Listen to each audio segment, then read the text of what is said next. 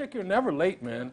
Your timing may be a little, but you're never late, okay? All right. Okay. So let's see now. We've taken a break. I had something to say. I forgot what it was to everybody. Oh, I know what it was. We've attempted to answer a number of questions from the viewers, and if you feel like it, well, I would love to hear from those guys who asked the questions that I tried to answer. Did I answer your question? Like, right back and say, like, did your question get answered, or did it leave you in another quandary about something? Okay? That was what I had. We've been having some good questions come You want to start with a question? Yes. Okay. Here's one. It's this user's birthday today, so I thought we'd go with that, you know, but no name. How do you manage your concentration on stage during a performance? Any advice to avoid nervousness and have confidence during a performance, no matter what the circumstances or stage are? Oh, that's a good question, and it's an important one, and everyone has this problem one way or the other. Happy birthday, by the way. Yep. Da-da-da-da-da.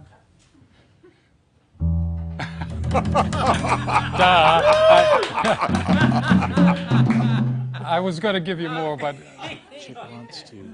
Thank you. I appreciate the backup. When he wants to come on. Happy birthday. Let me see. How do you manage your concentration on stage during a performance? Any advice to avoid nervousness and have confidence during a performance, no matter what the circumstances are on stage? Okay, you know, that's a real good question, and my first thought is your first question answers your question, because you said, how do you manage your concentration on stage? Well, you do that by managing your concentration on stage. You see, actually, I never thought about it too much, actually. I'm thinking about it. But one of the things that a circumstance I like to be on when I'm on stage is extroverted. Like not thinking, not on myself, because that's when you could get worried, because it's a communal thing you're doing. If you're with a band or if you're with an audience, that's who you're with. And so, like if you're in a conversation with somebody, I'm looking at you, I'm talking to you. I'm not thinking about what I'm saying. I'm trying to say something to you, and so I'm extroverted, you see. Actually, you said something to me about that when I joined the band. So I'll be playing, and I'll be like this. And Chick said to me, Carlitos, look at me when we're playing.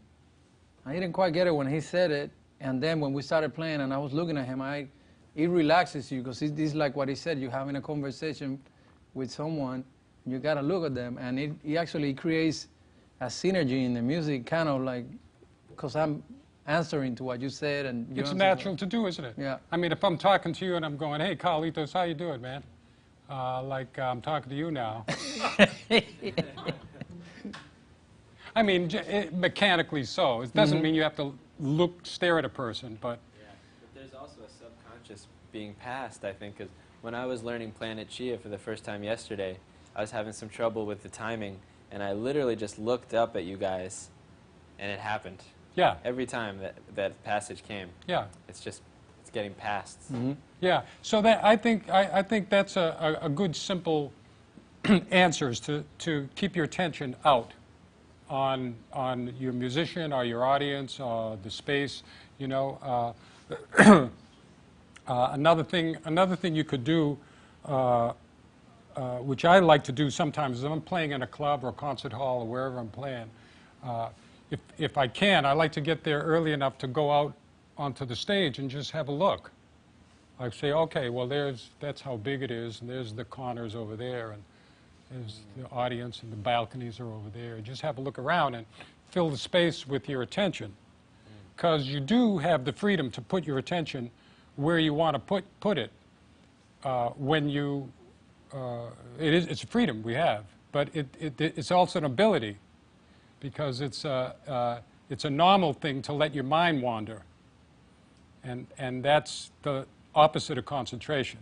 So you have a thought, so now you're thinking. So where are you? You're inside your head or something, right? But you don't want to be thinking, you want to be out. So just try to keep your attention out, like do that a little bit. It probably relax you, you know? Yeah. Do you think, would it be useful to repeat, there was an exercise you gave me once, you said you do, about like feeling the space, like say this big, and then the size of this room, and All right. do you often think about that, or was that just a one-time? Well, no, that's sort of a, if you want to break down space, where you put your attention has to do with space. That's the idea. So you create spaces by deciding to look in a certain way. Like if I want to look at Carlitos's iPhone, I could put my space, go down, boom. Now I'm looking like that, right? So now if I want to ask Carlitos a question, boom. I'm over there, where the space is this big. Or if I want to see how the audience is doing, boom. The space is there. So attention has everything to do with space. That's the idea. And so you could, once you know that, once you notice that, you can work on it. Go, well, you know, you'd be in a car driving, like you're feeling whatever, drowsy or whatever. You just decide to look outside the car, right? It's an easy way to wake up. Say, oh, there's a field over there, and there's a house over there, and so forth. This is space, yeah. Okay, so I think we covered that one pretty good.